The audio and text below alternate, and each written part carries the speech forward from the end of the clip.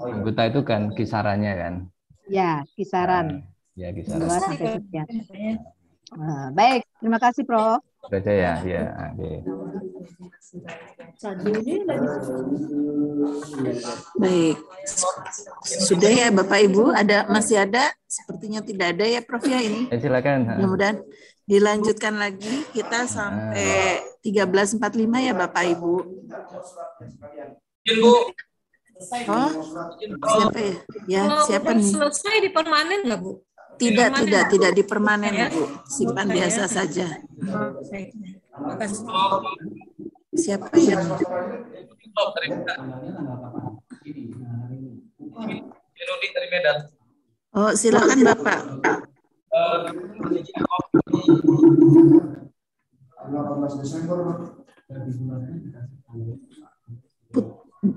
Sinyalnya hilang nih Pak.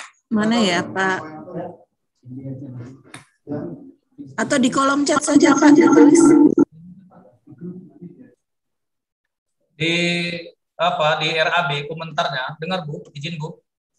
Ya, oke. Ya, ini kan tahun pertama, tahun kedua, tahun ketiga. Ini kan kalau kita mau nilai satu persatu di justifikasi, ini kan sepertinya banyak persamaan ini. Apakah mengunjung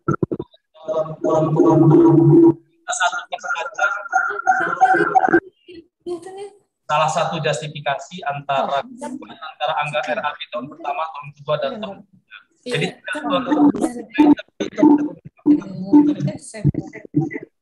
nggak muncul tahu. Coba ini dua saya penilaian. Tadi siapa Bu Bibit? Pak Zainuddin lah. Pak Zainuddin, Ibu Salvia, punten Ibu di mute ya Bu. Oh iya maaf ya. Iya Pak Zainuddin, Prof Agus. Oke. RAB ini tentang RAB. Jadi ini tadi ya mungkin yang terkait dengan proposal yang RAB-nya hampir mirip tadi ya. Jadi pada saat mereview RAB Bapak Ibu, kalau misalkan pola kesalahannya itu mirip-mirip ya, mungkin akan lebih baik kalau dikoreksi satu-satu kan menghabiskan energi kita ya. Itu nanti diberi komentar aja. Tapi kalau misalkan ada kita lihat item per item itu ada yang perlu diberi komentar atau diberi koreksi atau apa ya, kita klik justifikasi. Jadi kalau misalkan kita melihat beberapa item sudah oke, tidak perlu kita klik Pak justifikasinya. Jadi menurut kita mana yang item yang perlu kita koreksi atau kita beri komentar, itu aja yang diklik justifikasinya gitu. Tapi kalau tadi itu kelihatan RAB tahun pertama, kedua itu sama, itu kelihatannya agak parah ya kalau sudah seperti itu. Baik, nanti kita lihat ya di terakhir nanti. Pada saat kita diskusi nanti. Ya, bagus. Ada sedikit pertanyaan ini, Prof. Pak Agung, silakan Pak Agung. Yang pertama terkait dengan rekam jejak, itu di poin yang nomor 4, itu perolehan kekayaan intelektual, itu kan ada 3 level ya. Tidak memiliki KI, kemudian yang kedua memiliki KI berupa paten sederhana dengan status terdaftar, 1 PVT bersertifikat. Ini maksudnya semuanya harus terpenuhi ya untuk bisa mendapatkan skor sesuai dengan levelnya itu. Di akumulasi aja Pak Agung. Jadi kalau punyanya katakanlah paten, terus punya lagi PVT, masing-masing 1, begitu. Berarti kita hitung 2 seperti itu. Dijumlahkan. Jadi total KI-nya dijumlahkan saja. Itu. Ini ngekliknya ini kan kalau di datanya itu kan ada paten yang sudah granted, kemudian yang masih terdaftar, di lebih dari 1. Nah, akan tetapi yang kriteria-kriteria yang lain itu masih belum terpenuhi. Misalnya PVT bersertifikat lebih dari 1 dan DTLST bersertifikat lebih dari 1.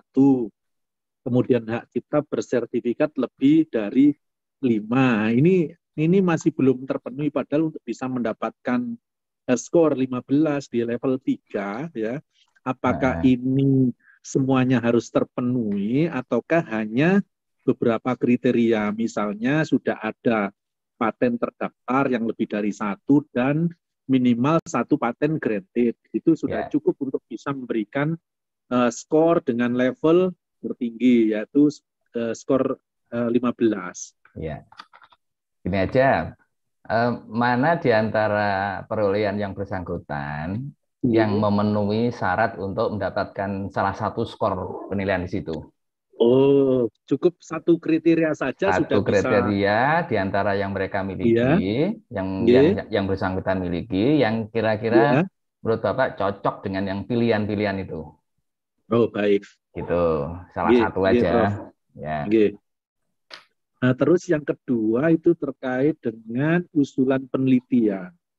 Itu ada poin terkait dengan luaran penelitian paten dan paten sederhana. Itu kan ada 2. Substansi paten tidak sesuai dengan substansi usulan penelitian dan substansi paten sesuai dengan substansi usulan penelitian. Nah, kita melihat substansi patennya itu di mana? Karena kan di dokumen proposal masih belum ada ini, Prof. Paten yang mau diajukan terkait dengan luaran penelitian yang akan dilakukan itu kan masih belum ada ini. Itu kalau untuk bisa. Iya, kalau pengusulnya cermat, itu di bagian luaran itu mestinya sudah muncul itu. Karena pada saat proses pengusulan kan diminta data itu. Baik. Nah, pada saat kita proses pengusulan, kita waktu praktek pengusulkan itu kan diminta substansi patennya nanti apa gitu ya. Baik. Ya, jadi kalau tidak kita temukan berarti memang yang bersangkutan berarti tidak mengisi. Tidak mengisi ya, skornya 0 berarti. Berarti skornya di situ menjadi tidak bagus gitu. Baik, Prof. Makasih Prof. Agus. Jadi memang agak repot ya Pak, kita menilai luaran tapi masih dalam bentuk proposal kan begitu kan kita ini. Iya.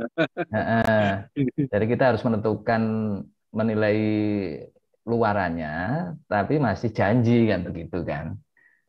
Ya sebenarnya kalau pengusulnya cermat ya janji saja gitu ya. Dipenuhi saja kriterianya. Apa susahnya berjanji kan begitu. Ya, supaya bisa mendapatkan poin itu. Ya. Nanti Bapak Ibu setelah ikut BIMTEK ini tidak pinter untuk mereview tapi pinter membuat proposal nanti. Betul. Ya, itu untungnya kan begitu Bu Pipit. Iya. Pinter duluan begitu. Ya Prof ya. Oh, nggak taunya begitu ya dinilai itu. Nah, jadi malah pinter. Ya, pertanyaannya banyak terkait dengan usulan proposal. Iya nih. Silakan Bu. Ini Bu Kurnia, silakan Bu Kurnia. Silakan. Terima kasih. Ya, Assalamualaikum warahmatullahi wabarakatuh. Ya, saya Kurnianingsih dari Politeknik Negeri Semarang. Ya, ini memang yang usulan memang tidak jelas ya, hanya paten, jurnal internasional, jurnal nasional. Jadi memang, nah ini juga terkait ke biaya RAB, seperti misalnya dia biaya seminar internasional, kok tinggi banget gitu loh. Memang dia mau pergi kemana? Apakah biaya seminar internasional itu mencakup perjalanan dan akomodasi atau hanya biaya registrasi seminar? Ya. Jadi kalau cermat ya mestinya itu tidak sulit loh membuat proposal itu. Jadi misalkan gini, saya mau publikasi internasional. Kan sudah ketahuan nama jurnalnya apa yang dituju. Ya, betul.